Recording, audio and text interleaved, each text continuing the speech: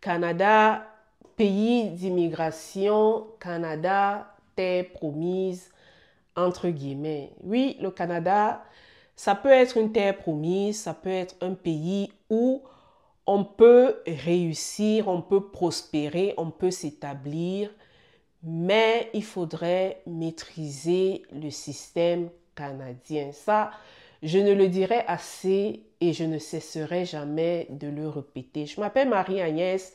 Bienvenue sur ma chaîne, bienvenue sur la chaîne Welcome to Canada What Next. Aujourd'hui, c'est une vidéo où je mets en exergue la cruauté, entre guillemets, l'intransigeance du système canadien. Il y a beaucoup de non-dits, comme je le disais dans ma vidéo d'il y a une dizaine de jours. Et je reviens encore une fois aujourd'hui sur les codes de la société canadienne. Lorsqu'on immigre au Canada, on est dans un pays capitaliste. On est dans un pays où tout ou presque tout est gouverné par l'argent. Qu'on ne se trompe pas. Parfois, par moment, on a l'air que oui, le Canada, en ce qui concerne la santé, c'est meilleur qu'aux États-Unis. Oui, peut-être, j'ai jamais vécu aux États-Unis. Peut-être qu'on le dit à tort ou à raison, ça je ne sais pas. Mais la réalité est que lorsqu'on vit au Canada, il faut comprendre comment le système marche. Il faut comprendre comment le système de santé marche si on n'aimerait pas se retrouver dans des situations de détresse. Si je le dis, c'est parce qu'aujourd'hui, j'aimerais vous présenter deux situations qui ont attiré mon attention ces derniers jours. Et je vous le dis sincèrement, ces situations m'ont fait perdre le sommeil. Je parle aujourd'hui des situations des personnes qui me sont proches, des personnes que je porte dans mon cœur. Et voir la vie de ces personnes basculer ou bien voir la vie de ces personnes s'éteindre à la fleur de l'âge ne peut pas me laisser indifférente. Je vais vous présenter deux situations, comme je le disais. La première situation, je crois que beaucoup d'entre vous, vous êtes au courant, vous avez vu passer dans les réseaux sociaux le cas de notre jeune sœur qui est arrivée étudier ici au Canada et qui s'est retrouvée dans une situation de détresse. Une situation de détresse sanitaire qui n'a laissé personne indifférente. Moi, particulièrement, cette situation ne m'a pas laissé indifférente. Et la réflexion d'aujourd'hui, c'est juste vous partager mon ressenti sans préjugés, sans jeter la pierre sur qui que ce soit. Et c'est un enseignement, ce sont des conseils, c'est une réflexion que tous les nouveaux arrivants devraient faire par rapport à leur situation ici au Canada. Lorsqu'on prend la décision de venir au Canada, oui, on est jeune, on est en santé, on est ambitieux, on a des rêves, on a des projets qui sont grands. La maladie, ce n'est pas quelque chose qui se programme. La maladie ne demande pas avant de s'inviter chez vous. Elle ne donne rendez-vous à personne. C'est quelque chose qui s'invite dans votre vie et une fois qu'elle est là, vous devez avoir les outils nécessaires pour batailler parce que c'est un combat, un véritable combat. Je reviens à la situation de notre sœur, de notre jeune sœur. Ce cas est venu me chercher parce que je me suis retrouvée dans mes pensées à cet âge-là où j'avais à peine la vingtaine quand je quittais mes parents pour aller étudier en Allemagne. Lorsque je quittais mon Cameroun natal pour aller étudier en Allemagne, je ne m'étais jamais posé la question de savoir ce que comportait une assurance maladie. Je savais que déjà pour voyager, il fallait avoir une assurance maladie Et une fois sur place, j'allais en tant qu'étudiante avoir une assurance maladie. Jamais, au grand jamais, je ne m'étais posé la question de savoir ce que comportait mon assurance maladie, qu'est-ce que l'assurance maladie que j'avais devait couvrir. Je m'étais jamais posé la question. Et je suis persuadée que dans le cas de notre jeune sœur, sans doute, elle ne s'est pas aussi posé la question de savoir, oui, j'ai une assurance à travers mon établissement, mais en réalité, que couvre cette assurance, à quelles prestations me donne droit l'assurance que j'ai auprès de mon établissement.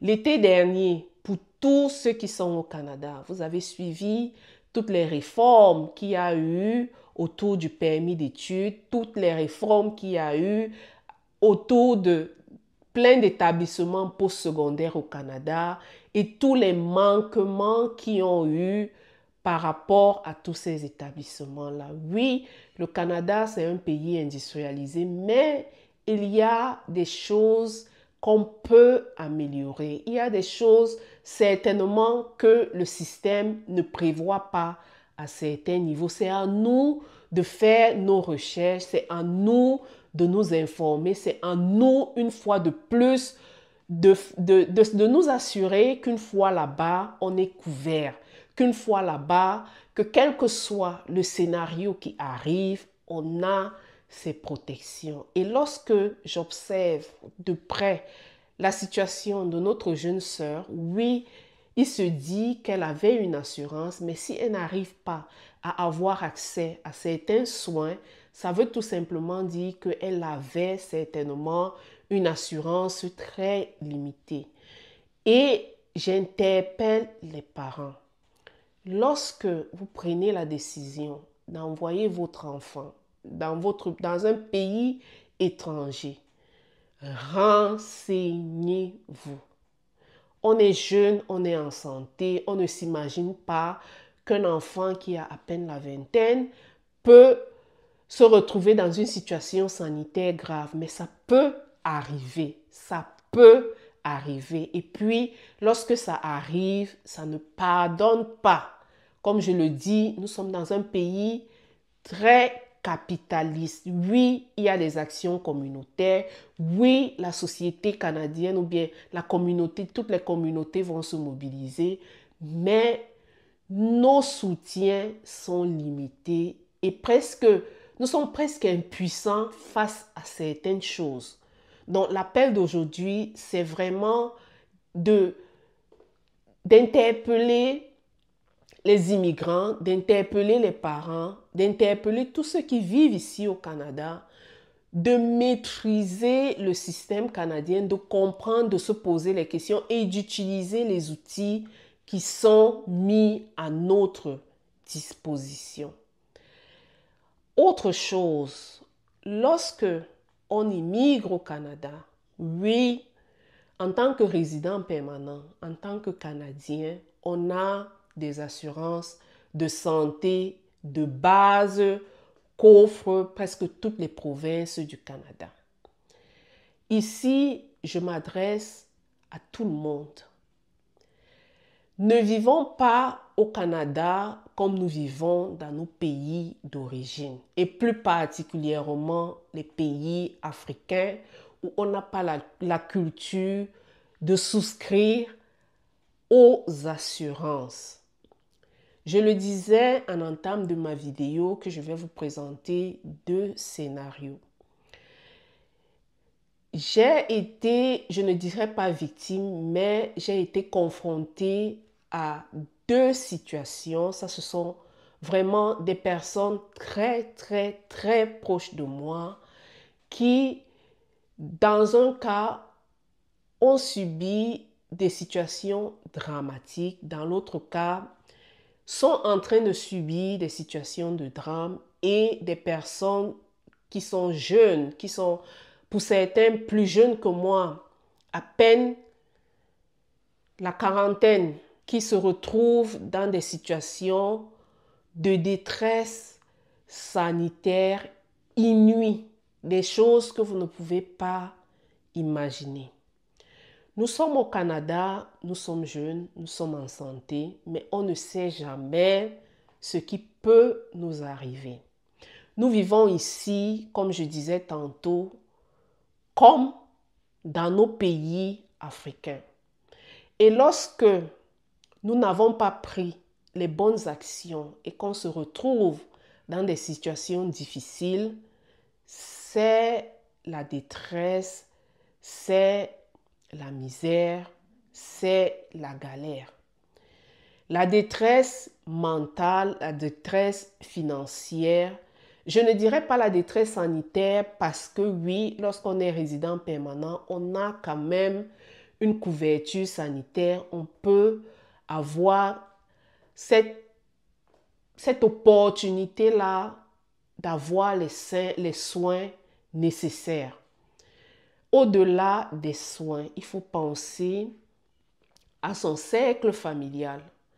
Lorsque on est une famille, lorsque on est un couple et qu'on immigre au Canada, on est en santé, on est jeune, on travaille. Si jamais on n'a pas souscrit aux assurances et qu'un jour, l'un d'entre nous se trouve dans une situation grave, une situation de maladie grave où on ne peut pas travailler, où on est incapable de travailler, où on est incapable d'avoir un revenu. Qu'est-ce qui va se passer? Je ne sais pas si plusieurs d'entre nous se posent la question ou bien plusieurs d'entre nous ont poussé la réflexion jusqu'à ce point-là. Pour beaucoup d'entre nous, là, je m'adresse à mes sœurs qui arrivons ici. Il y a dans nos communautés, si vous constatez, si vous regardez bien, parfois une grande disparité pour la plupart entre les salaires des conjoints. Est-ce que nous nous posons la question de savoir que si jamais celui qui a le revenu le plus grand, parfois vous allez voir des disparités qui peuvent aller du simple double ou bien du double et demi, c'est-à-dire vous avez l'un qui gagne un salaire X et l'autre qui gagne un salaire 2X, ou bien un salaire X et l'autre qui gagne un salaire 3X. Est-ce que on s'est déjà posé la question de savoir que nous sommes là si jamais celui qui a le salaire 2X ou bien le salaire 3X se retrouve dans une situation de maladie grave où il n'arrive plus à travailler et que ce salaire manque à l'appel, qu'est-ce qui va se passer? Comment est-ce que moi, ayant mon salaire X ou bien ayant mon salaire X-1, comment est-ce que je vais pouvoir m'en sortir? Comment est-ce que je vais pouvoir gérer la maison? Comment est-ce que je vais pouvoir gérer les enfants? Sachant que celui qui a le salaire 2X, celui qui a le salaire 3X, celui qui a le salaire 2X plus 1 n'est pas à mesure de travailler et que ce salaire manque à l'appel. Comment est-ce que je fais? Il y a déjà le fait qu'on est bouleversé parce que l'autre se retrouve dans une situation sanitaire, dans une situation de détresse. Il faut l'accompagner moralement, il faut le soutenir.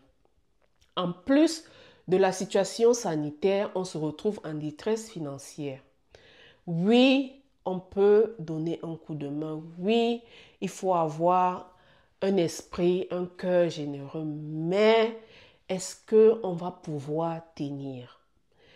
Déjà, la vie au Canada, pour tous ceux qui vivent au Canada, je ne vous apprends rien, c'est très difficile, c'est extrêmement difficile. Quelle que soit la situation, malgré la bonne volonté, vous ne pouvez pas tenir. vous ne pouvez pas supporter sur le long terme. C'est impossible.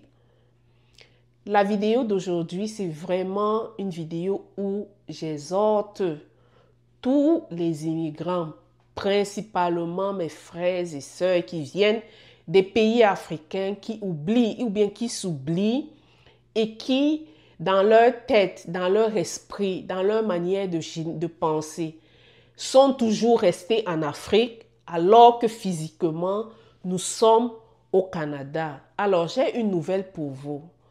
Lorsque on se retrouve dans ces situations de détresse, il y a très peu de moyens d'accompagnement. Le système canadien est designé de telle façon à ce que vous allez voir votre vie s'écrouler. Vous allez voir une personne qui avait une bonne vie, une bonne carrière, une maison et tout. Vous allez voir comment la vie va s'écrouler devant vous. Et ça là, ça brise le cœur. Alors, si vous ne voulez pas vous retrouver dans ce genre de situation, de grâce, prenez les actions qui s'imposent. Je vous parle en connaissance de cause. Ce sont des situations que j'ai vécues, ce sont des situations que je vis. Et dans d'autres situations, même si vous avez le même salaire que votre conjoint, il suffit qu'un salaire manque à l'appel. Un salaire manque à l'appel. Je ne vous dis pas tout ce que ça peut causer comme chamboulement, tout ce que ça peut causer comme détresse financière. Parce que pour celui qui reste, ou bien pour celle ou celui qui s'occupe de l'autre conjoint, vous n'avez pas l'esprit à vous concentrer, vous n'avez pas l'esprit à travailler. Et pendant ce temps, on vit comment? Je vis où? Je m'occupe des enfants comment? Je subviens aux besoins journaliers comment? Comment est-ce que je fais? Je ne sais pas si beaucoup d'entre vous se sont déjà posé la question, mais ma vidéo d'aujourd'hui, c'est pour interpeller tous les immigrants. Parfois, on est plongé dans notre quotidien. Parfois, on est obnubilé par la recherche de l'argent. Oui, cherchons l'argent. Oui, construisons au pays. Oui, achetons les belles voitures. Oui, achetons les beaux sacs. Oui, achetons les greffes. Oui, achetons tout. Mais n'oublions pas l'essentiel. Ayons les priorités. Mettons en place certaines actions qui nous permettront de nous en sortir dans des situations difficiles. J'ai parlé des assurances, je reviens encore une fois de plus sur les assurances et j'exhorte les nouveaux arrivants, tout comme les anciens, à faire un examen sur eux-mêmes. Parce que oui, parfois, lorsqu'on regarde le budget, on se dit « Waouh, c'est difficile, je ne sais pas où est-ce que je peux save, je ne sais même pas où est-ce que je vais trouver le moindre dollar. » Mais guess what? Dès que le téléphone sonne, je ne dis pas qu'il ne faut pas envoyer l'argent en Afrique, c'est pas ce que j'ai dit, mais parfois, il faut connaître c'est quoi nos priorités. Nous vivons ici. La priorité, c'est d'abord ici, c'est de maîtriser le système canadien, c'est de maîtriser les outils canadiens parce que le système est fait de telle façon à ce qu'on utilise ces outils-là. Oui, on va trouver le système cruel. Oui, on va trouver le système intransigeant. Oui, on va trouver le système sévère, mais il est fait comme ça. C'est comme ça qu'il est fait. Et ceux qui sont nés ici, ils savent qu'on doit prendre ces assurances. Ils savent que oui, on aura peut-être des aides temporaires qui vont venir, mais ce n'est jamais assez. Ce n'est jamais suffisant. Alors, je ne voudrais pas m'éterniser sur cette vidéo-là. Si vous avez des idées, si vous avez un commentaire, je vous prie de laisser ce commentaire et j'encourage vraiment tous ceux qui traversent vraiment des épreuves, des moments difficiles dans leur vie, de garder espoir, mais de prendre les bonnes actions. Je vous remercie. Merci beaucoup d'avoir suivi cette vidéo et puis on se retrouve sur une prochaine vidéo. À la prochaine.